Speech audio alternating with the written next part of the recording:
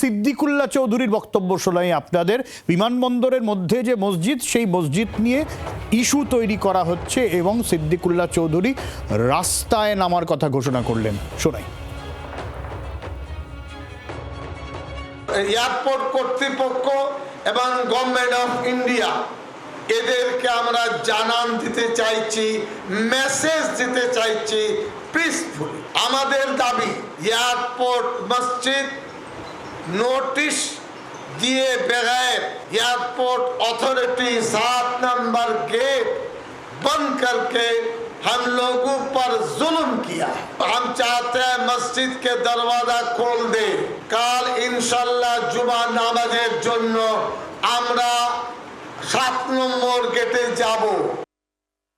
ঠিক কি কর্মসূচি নিচ্ছেন সিদ্দিকুল্লাহ সাহেব জানবো। রনয় রয়েছেন আমাদের সঙ্গে। রনয়,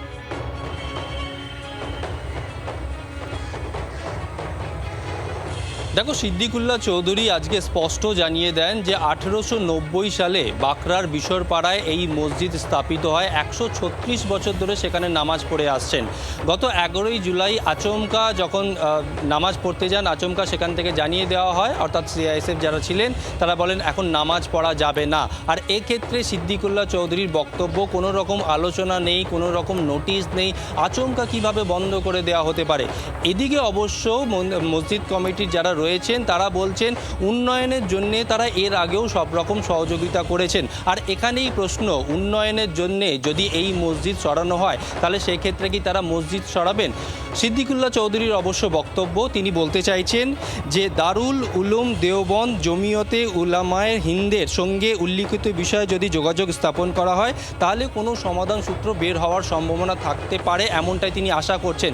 এক্ষেত্রে তিনি সাফ জানিয়ে দিয়েছেন আগামীকাল একেবারে সেই মসজিদের সামনে অর্থাৎ 7 নম্বর গেট, সেখানে তারা জমায়েত করবেন। প্রায় 1 কোটি মানুষ, তিনি বলতে চাইছেন 1 কোটি মানুষ সেখানে তারা নামাজ পড়বেন, এমনটাই তিনি বলছেন। কিন্তু কমিটির যারা অন্যান্য সদস্যরা তারা বলছেন 1 কোটি বলতে এখানে বোঝানো হয়েছে যেখানে যত মসজিদ রয়েছে গোটা রাজ্য জুড়ে যেখানে যারা নামাজ পড়বেন সেই নামাজ থেকেই তারা প্রতিবাদ করবেন। এবং বিশরপাড়ায় বাঁকড়া মসজিদে যারা নামাজ পড়তে আসবেন তারা অবশ্যই কালো ব্যাজ পরে আসবেন এবং সেখানে 12টা থেকে নামাজ শুরু হয়, বিকেল 5টা পর্যন্ত তারা থাকবেন। মসজিদ কমিটি যারা রয়েছেন তারা মনে করছেন সেখানে তারা কি রাস্তা বন্ধ করে 12টা থেকে 5টা অবধি ওখানে নামাজ পড়বেন?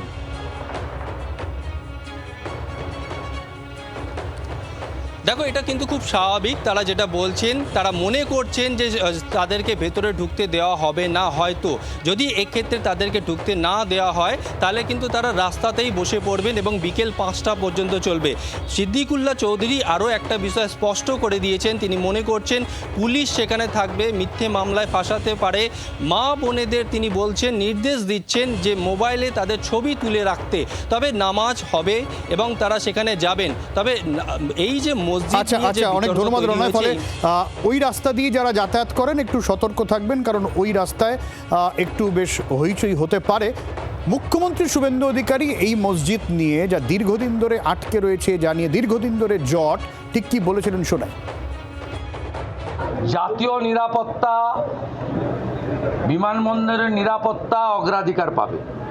এটা আন্তর্জাতিক বিমানবন্দর, আমরা তো ধর্ম পালনে কাউকে বাধা দিইনি। তা বকরি ঈদও করেছেন, মহরমেও বেরিয়েছিলেন অস্ত্র বাড়িতে রেখে। ভদ্র থাকবেন, আইন মেনে চলবেন, ডিজে থেকে দূরে থাকবেন, নিজের ধর্ম নিজে পালন করবেন, অন্যর কানে গিয়ে ফুফু করার দরকার নেই। আর এই নিয়ে আজকে শ্রমিক ভট্টাচার্যের কি বক্তব্য শুনবো। সিদ্দিকুল্লাহ চৌধুরী হুমকি দিচ্ছে যে আগামীকাল 1 কোটি মানুষ নিয়ে 7 নম্বর গেটে মসজিদ নিয়ে করবেন। শুভেন্দু অধিকারী ব্যবস্থা নেবেন।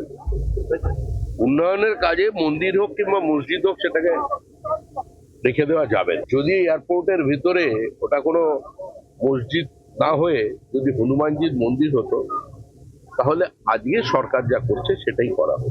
আর ভগবান আল্লাহ এরা তো সর্বত্র বিরাজমান, যে কোনো এক জায়গায় গিয়েই সাল্লাল্লাহু আলাইহি ওয়াসাল্লামের দিকে তো হাত তুললেই হয়। বার্তা তো স্পষ্ট, মন্দির মসজিদ ইস্যু নয়, উন্নয়ন, ডেভেলপমেন্ট।